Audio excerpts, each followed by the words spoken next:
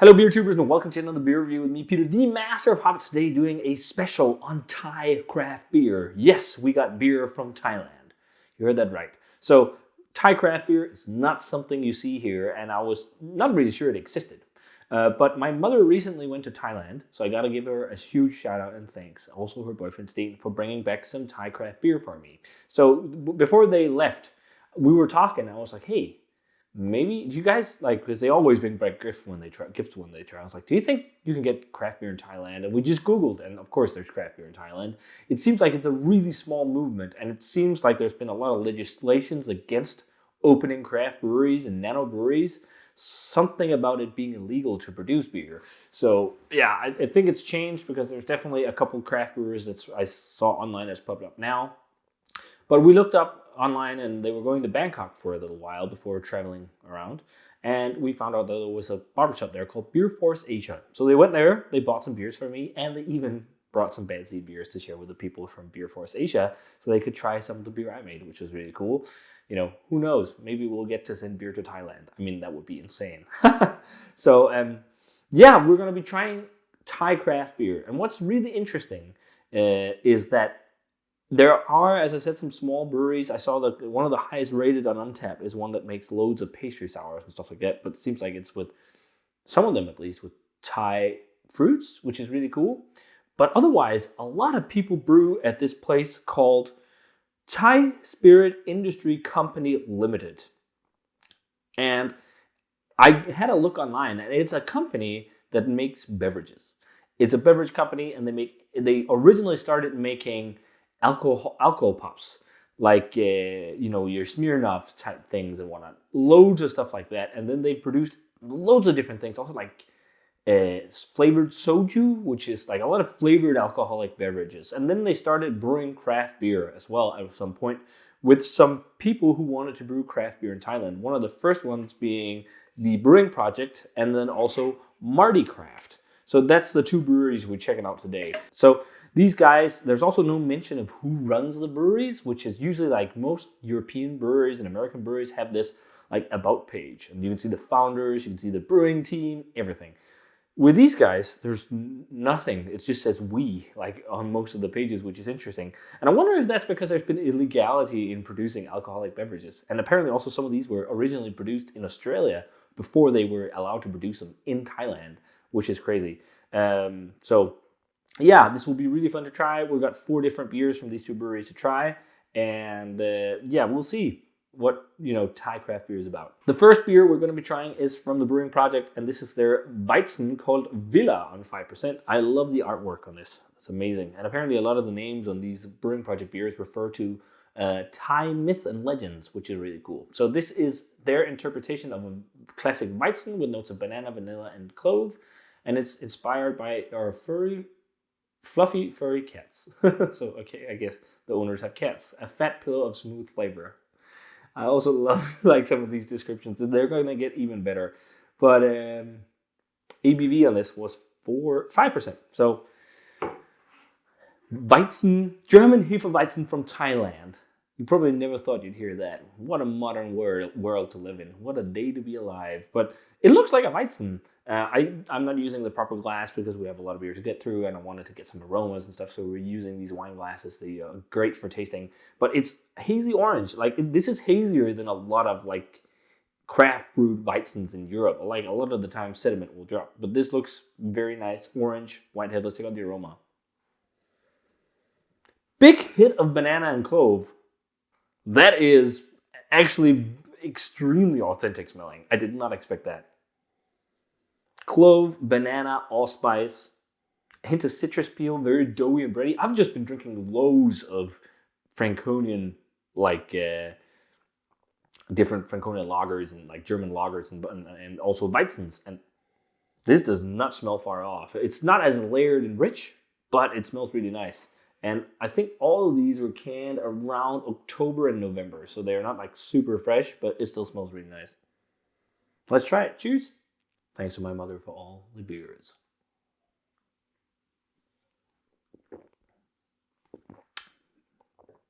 So the flavor, it's definitely tasting like a Weizen. It's more citrusy, lemony. There's the banana note. More spicy, more dry, clove. Pretty good mouthfeel as well, actually. Fairly fluffy. Especially for a 5% beer. I mean, it's if you have to compare to like German examples, I'd say this is similar to something like Franziskaner, for example, or maybe Paulaner. It's like that supermarket league of craft beer, or craft beer of German Weizens and Hefeweizens, where it's like, and that's good company to be in because they're kind of benchmark beers, but there's definitely just like higher grade, better Weizens. It just seems slightly industrial in its approach because it's like not as vibrant and singy and whatnot, but that could also just be age. Off to a really good start though. I mean, I was not sure what to expect because it's not a culture that's known for beer, so, or at least brewing all these different styles. No off flavors, no nothing, just fairly well made Weiss beer. Chewy, bready, crackery a little bit as well, like a fluffy wheat bread, hints of banana, mainly citrus and spice, I think, on the flavor, but really authentic. Let's move over to Killjoy from Mardi Craft. I mean, this screams, like this can also because it's printed and whatnot. This almost looks like some of the supermarket craft beers you'll see in Europe. Like if you go to Aldi and stuff like that, a lot of the styles on their kind of craft brands are similar to something like this, where it's like plastered in with all kinds of mentioned of all kinds of different things. Like it says, inspired by music genres, Pilsner you take, rock you make. The right tunes will always enhance your favorite craft beers. Bohemian Pilsner, hands up if you are a European style lager fan. Like, it's really funny. 5.2%, 30 IBUs. So I'm guessing this is inspired by the Czech kind of Pilsners because they call it a Bohemian Pilsner. Again, there was some info on here about just the beer, but here we have a little bit about Mardi Craft. It says it's a pioneer brewing company with innovative minds alike for refined quality craft beers, paving the way for those beer enthusiasts to brew with our state-of-the-art brewing equipment legally in Thailand. There was the legality thing. And I think there was also something like some of the recipes from these brewers are from homebrew competitions where homebrewers have gotten to brew them commercially and then they're like a commercial product, which is really interesting. That's also different. Craft mind connects people. One of the most popular beer styles in bottom fermenting craft beer. This signature lager is crisp, lightly hopped and malty, brewed with Pilsner malt and finest European noble hop to provide a unique taste with a subtle finish. Please drink responsibly. Brewed in Thailand. Sorry for the cute. Okay. This almost reminds me of when you see, like in Japan, people make English t-shirts and stuff like this with weird sayings. Let's just try and dunk a little bit more in here. So this really does look like a nice and pale pils. And you could generate a fluffy head, slight haze on it, but otherwise a pillowy white head and a golden, slightly hazy golden yellow color. Let's check out the aroma on this one. Ooh, my lips touch the foam. Yeah, it smells all right. So this smells like supermarket Czech beer. Again, kind of like that. It's not like super full. If you smell Vinohradsky in some of these brewers, like it's not like that. It's kind of like smelling the 1795 or whatever it's called. Or what else? Staropramen, Kurzel. Some of these more like bigger brewed beers. And I guess that's also would be what you could get in Thailand in terms of distribution. You would not get all the small brewed, like awesome craft Pilsners. Gentle hop character, a little bit of a sulfuric eggy note, but it's super light and it's slightly grassy. It smells pretty good, but it smells more, again, it smells a little bit industrial. But let's try it. Cheers.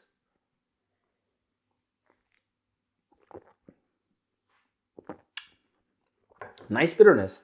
Somewhat assertive bitterness, gentle CO2, almost the CO2 level you see in like ungespundet Lagerbier in Germany, but you also do get some Bohemian Pilsners and like Svetli Lechaks that have lower CO2 levels.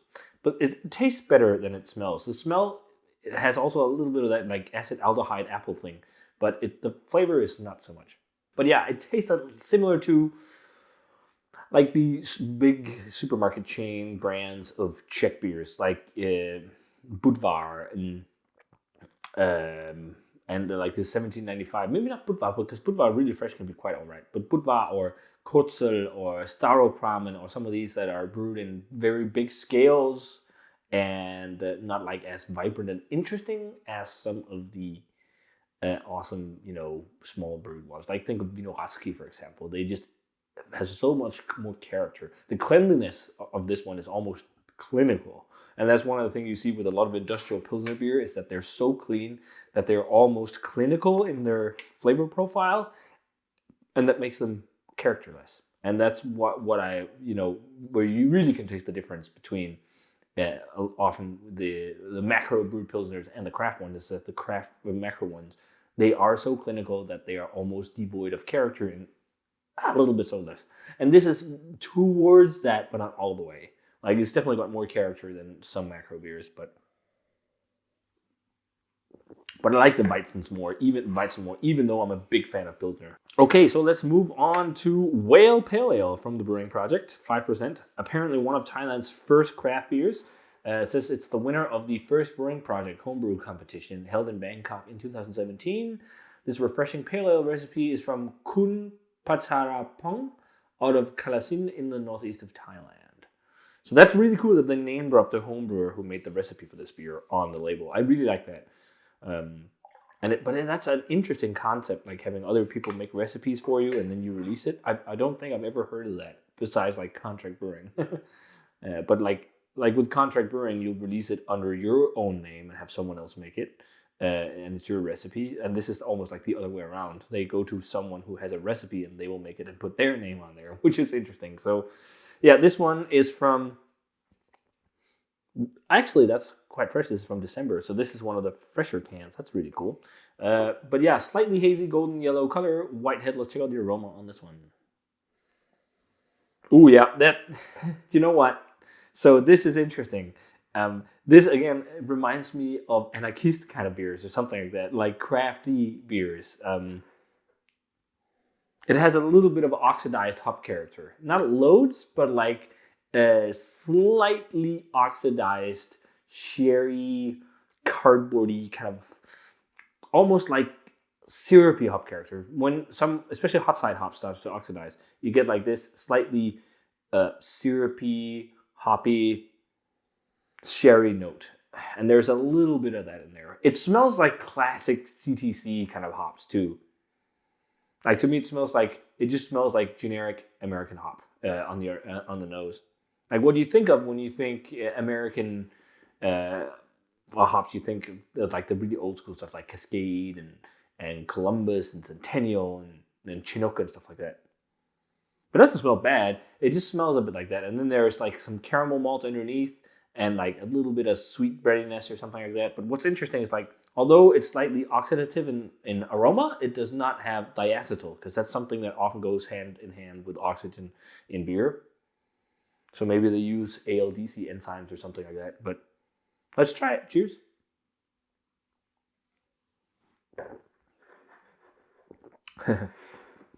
This tastes like someone's trying to clone Sierra Nevada a little bit, or something of the like, or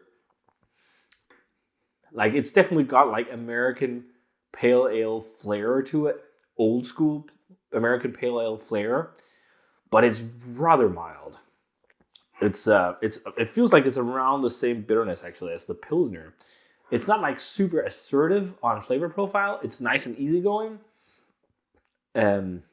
And refreshing. It's well brewed beer. There's the off flavor of oxidation is only in the nose. Maybe it's just because it's just starting to happen right now. Because on the palate, I'm not getting much, but it's really lacking hop flavor. Like there's definitely hop flavor, but it's very generic. It's like generic citrus and pine kind of nuances with a bit of a green or a black tea note, which I got a lot of old school American hoppy beers when they were old, when they got to Europe. There's a bit of that. It really, so far, it really tastes like early craft beer scene kind of stuff, which is fun. It's really nostalgic, actually, to sit and try these. But not half bad. I mean, if this was really fresh, you get maybe more grapefruity, piney flavors. This would be a nice sessionable pale ale. It might even be less flavorsome and intense than like a Sierra Nevada pale ale. And I think also Sierra Nevada pale ale maybe is a slight shade darker than this, but It seems like someone trying to do something like that, or Anchor Liberty Ale, or some of these like really old school American pale ales, or even maybe even like Founders, what Centennial, is it Centennial Pale Ale? What is it called? I can't remember. But some of these more well-distributed American craft beers. It tastes like something trying to imitate that. And let's check out the final beer. So this is Vibes, New England IPA, 4.9%, 30 IBUs. This is also from Mardi Craft. And again, like this is with music. I guess it's a music series. This one is rock, punk type stuff. And this is hip hop. Hip hop vibes. Flow with good vibes. Rhyme with great times. The right tunes will always enhance your favorite craft beer. So I guess they're doing music theme stuff. And then Mardi Craft with the information on the back. There's also on the other one where it also says, does it say legal? Because that was quite funny. Brewing legally in Thailand. Yeah. Brewing equipment legally in Thailand. Craft Minds connects people. NEIPA and New England IPA. The Haze Cray is a hop bomb which smells like a fruit basket. NEIPA looks cool in appearance. This tropical fruit forward aromas and flavors made it so easy and fun to drink. Oh, it's so, like, you could definitely read that maybe Google Translate or something was used for this, for the translation into English. It's bright yellow and totally opaque, probably made it visually indistinguishable from a glass of mango juice. This tropical fruit forward aromas and flavors made it so easy and fun to drink. That's, but that's funny. I love that. It's what do you think of when you think of Southeast Asia and some of these, like, you see if you've ever been to Japan and seen these stores where they have shirts and stuff with American or English sayings, and you're like, this doesn't make sense. But yeah, let's try this. So there's, again, no mention of hops or anything. Let's try Vibes. So it's definitely hazy. It looks like a New England IPA, which is awesome. I mean, oftentimes you'll get these supermarket hazies and they're not really hazy. But yeah, it looks nice, hazy, bright orange, yellow, white head. Let's check out the aroma. Yeah, it also really smells like anarchist. Oh, that's funny. Actually, I think the best of the bunch so far is the Hefeweizen. It's slightly grapefruity, sweet. It's not a punch in the face at all. 18th of October. So it's definitely not also fresh. That's also part of it. I think the aroma is even milder than the pale ale. The pale ale definitely has some classic sea hops powering through here. I'm not getting much. I'm getting a little bit of yeast character, some sweeter, overripe kind of juiciness. Not a lot, but let's try it. Cheers. Also doughy breadiness. It tastes better though.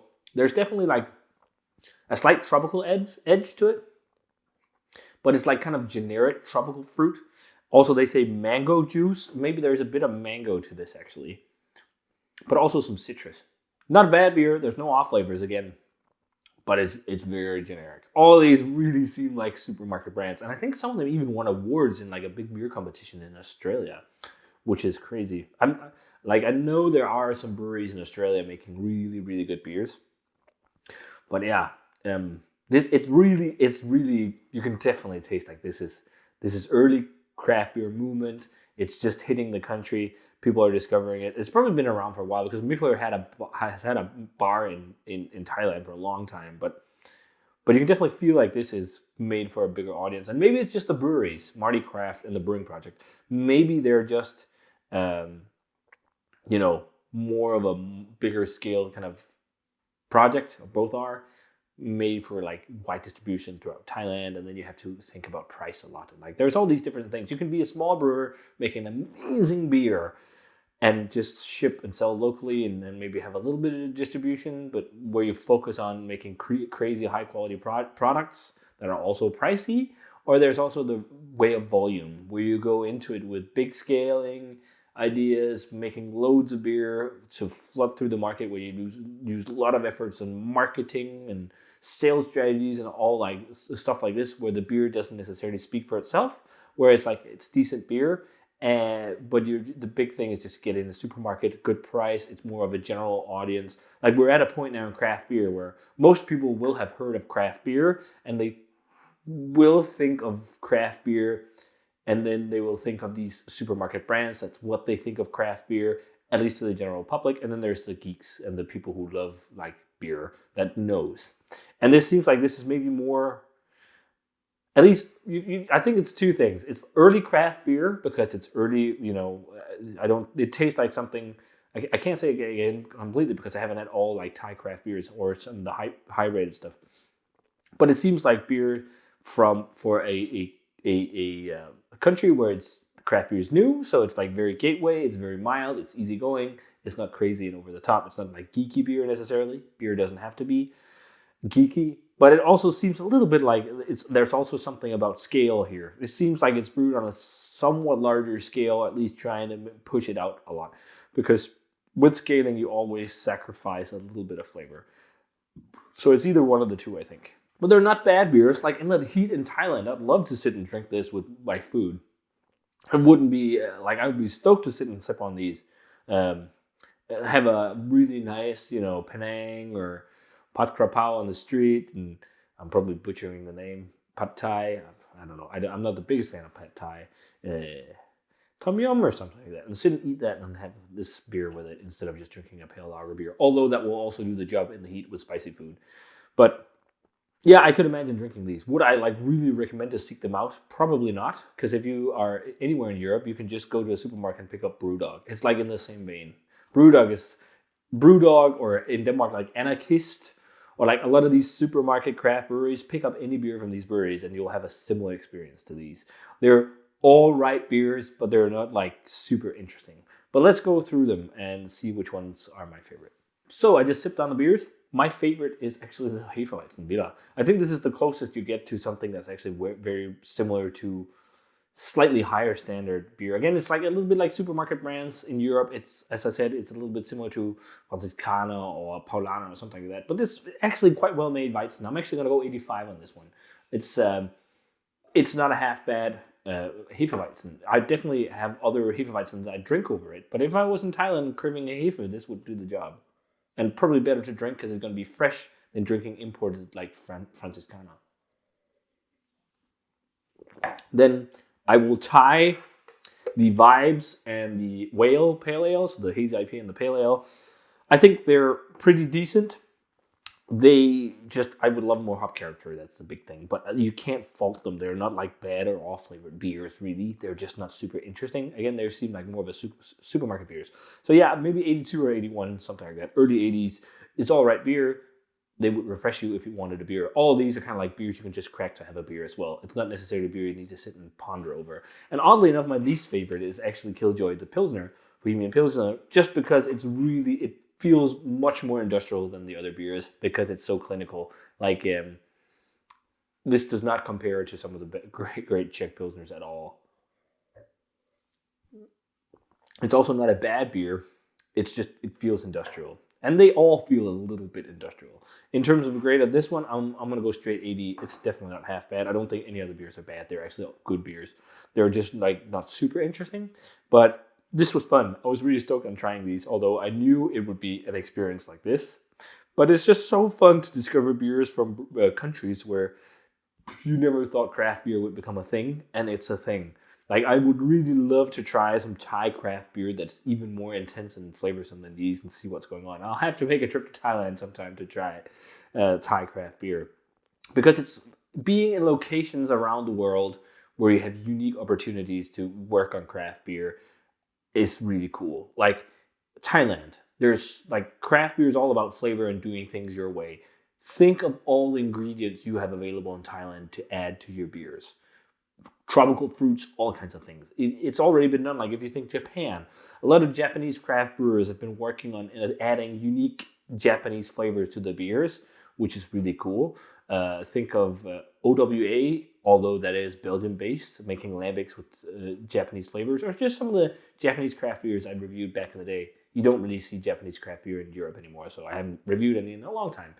But yeah, I mean, it's a place where I really hope craft beer will really flourish and people will take to it and love it, because it's a place where it'd be really cool to see what they can figure out playing around with. So, but this was really fun to do. Hope you guys enjoyed this video of me trying some Thailand craft beers. Thanks a ton to my mother for supplying the cans. This was awesome. But as always, remember to comment, subscribe, check out the Facebook fan page, and Twitter, and Instagram, and all that social media stuff. Give the video a thumbs up if you enjoyed it, and ring the bell for future notifications about videos. And I'm going to say cheers and my favorite, the Weizen. See you guys in another beer review.